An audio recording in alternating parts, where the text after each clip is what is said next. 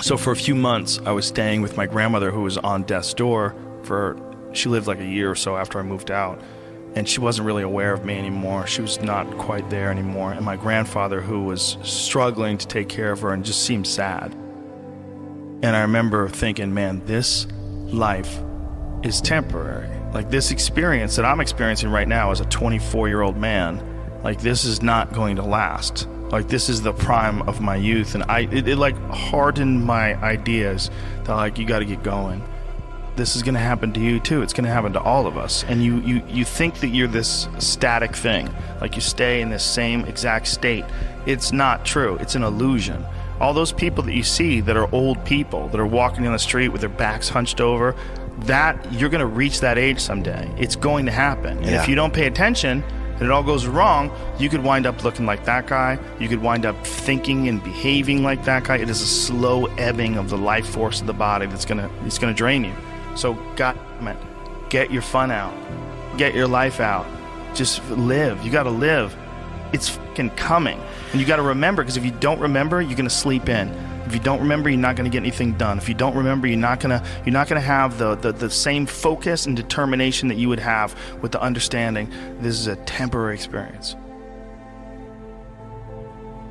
Over time, I've learned that these people, you're not going to fix them. I used to want to fix them when I was young. I used to want to go, hey man, I see what you're doing. Like, dude, don't do that anymore. Listen, just do this and stop doing that and start doing this. And if you just work towards this, you could be successful. And then a week later, the guy's doing the same shit. You're like, okay, right. I'm wasting a significant amount of my energy on someone who doesn't want to waste any of their energy on themselves. And so managing the community and the tribe that you're in, making sure that you're a good member of that tribe, that you're doing your part.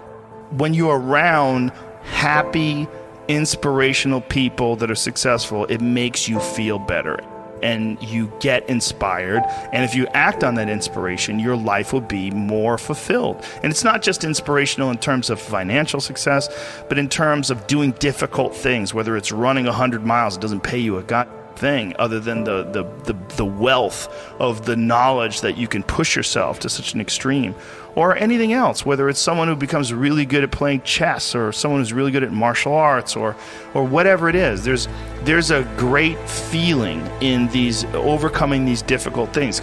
I think a lot of what happiness is a management issue, and decisions that you're making right now, like you could be in a shit state of mind right now, but you could make some decisions to adjust that, and over the next couple hours, you'll get to a much better place.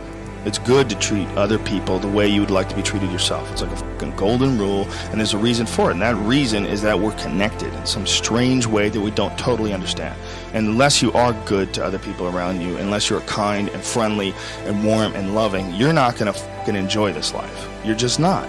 You're going to be problems everywhere you go. You're going to have problems everywhere you go. You got to figure out a way to enjoy this fucking life. It's not because of anybody that may or may not have ever existed. It's because that's how you fit in better in the world. That's how you stay positive. And it doesn't have to be some shit that was written 5,000 years ago on fucking animal skins. That doesn't have to be the golden rule because it's old. You know, that's dumb.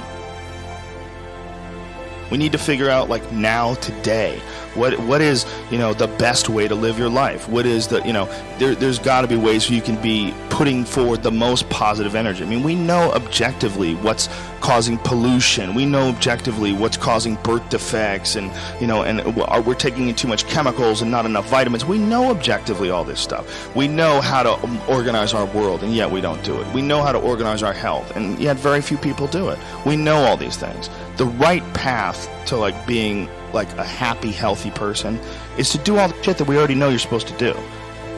Take care of your body, take care of your health, take care of your mind, your stress, meditate, be kind to people. We all know that. I mean, you ask anybody, they know how to get by and to be the most evolved version of you that you can be. I mean, it's not like a magical checklist. If you talk to people about it, you said, okay, here you got a person, you want to improve them, what are the things you're going to do to them? Okay, well, if I was a life coach, the first thing I would say is this guy's got to get on a diet that makes him healthy. I don't mean a diet just to lose weight. I mean just healthy foods in your body, many, many vegetables, Start working out your body and get a better sense of like how this machine feels when it's moving, it's flowing better, there's less tension in it, your mind feels like relaxed and you enjoy every single moment of the day better. Step one, everybody knows that step, right? What's step two? Be cool to people. Be nice to as many people as you can. Smile at as many people as you can. Have them smile back at you. Tip well when you go to restaurants. Just do the most you can. Be as nice as you can and just still manage to not have people walk all over you. Just get through this life as nice as you can. Do what you want to do with your life, right? Don't go be doing something you don't enjoy.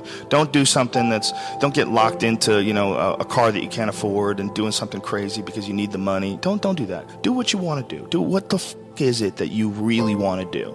Because if someone else is doing it, you can do it, I mean, everybody makes their own path through this world, but a lot of people don't follow the path that they really feel pulled to. Just for whatever reason, they got negative programming. When they were kids, someone told them they couldn't do it, or told them to take the shortcut, or take the shore route. That's a sad thing, man, when you talk to dudes, especially like talented dudes, and they don't follow up with what they want to do. It sounds like really hippie, but true happiness comes from making other people happy. True happiness comes from being around happy people and enjoying each other's company. That's really hard for people to wrap their heads around because they always associate true happiness. No, true happiness is with like titles, or numbers, or objects that you possess.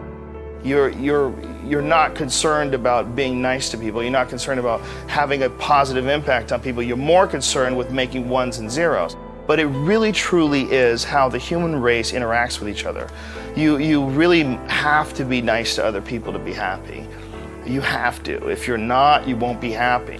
And we all make mistakes, and we all find ourselves in positions of frustration, and we've all acted out and yelled at our dog when maybe we shouldn't have. And there's pressures in this life. But I think it's really important to recognize what those truly are, and to understand that at the end of it, we can alleviate a lot of how we deal with in this life if we really treated people the way we would treat them as if they were ourselves living another life. And This includes the way you communicate with people, the friendships that you have, and making sure your friends know that you love them. They drive you, they change your opinions, they challenge you, they show compassion, you open up to each other. I mean, this is everything in this life, is community. One of the things that's true is how much people enjoy being around you. That makes your life more enjoyable, and people don't think of it that way.